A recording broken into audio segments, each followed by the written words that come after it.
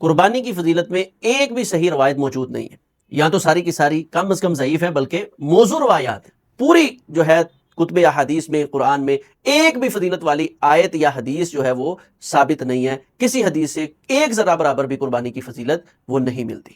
قربانی کے بارے میں یہ چیز مشہور ہے کہ ان کے جانوروں کو خوب موٹا تازہ کرو، کیونکہ یہ پل صراط کی سواریاں ہیں اور ان کے ہر بال کے بدلے جو ہے وہ نیکی عطا کی جاتی ہے۔ اسی طرح اس کا خون کا قطرہ گرنے سے پہلے قربانی کرنے والے کی زندگی کے سارے گناہوں کو معاف کر دیا جاتا ہے۔ تو ان کی حقیقت کیا ہے؟ تو در حقیقت قربانی کی فضیلت میں ایک بھی صحیح روایت موجود نہیں ہے، یا تو ساری کی ساری کم از کم ضعیف ہیں، بلکہ موضوع روایات ہیں۔ یہ کہنا کہ پل صراط کے لیے یہ سواریاں ہیں، یہ موضوع روایات ہیں۔ ان کے ہر جو ہے بال کے بدلے کل قیامت کے دن نیکیاں رکھی جائیں گی، ان کے بالوں کو، ان کے سینگوں کو، ان کے کھروں کو، حتیٰ کہ ان کے گوبر کو جو ہے وہ میزان میں رکھا جائے گا اور تولا جائے گا۔ کوئی ایک فضیلت قربانی کے مسئلہ میں ثابت نہیں ہے۔ اب سوال یہ ہے کہ پھر اتنا اہمیت والا عمل ہے تو اس کی فضیلت کیوں نہیں ہے؟ تو یہ بات ذہن میں رکھیں، دین اسلام میں کتنے ہی اعمال ایسے ہیں جن کا اللہ تبارک و تعالیٰ نے بدلہ اور ان کی جو فضیلت ہے اس کو ذکر نہیں کیا۔ جیسے مثال کے طور پر لیلۃ القدر ہے، اب کوئی شخص کہے اس کی کیا فضیلت ہے تو کوئی لفظوں میں بیان نہیں کر سکتا۔ لیلۃ القدر خیر من الف شہر، لیلۃ القدر جو ہے وہ 1000 مہینے سے بہتر۔ اب 1000 مہینے سے کتنے مہینے بہتر ہے یہ نہیں شریعت نے بیان کیا۔ یہ فضیلت نہیں ہے لیلۃ القدر کی کہ ایک مہینہ 1000 مہینہ اس کی جو عبادت ہے نا اس کے برابر ہوتی ہے، جیسے ہمارے بعض لوگ یہ معنی کر دیتے ہیں۔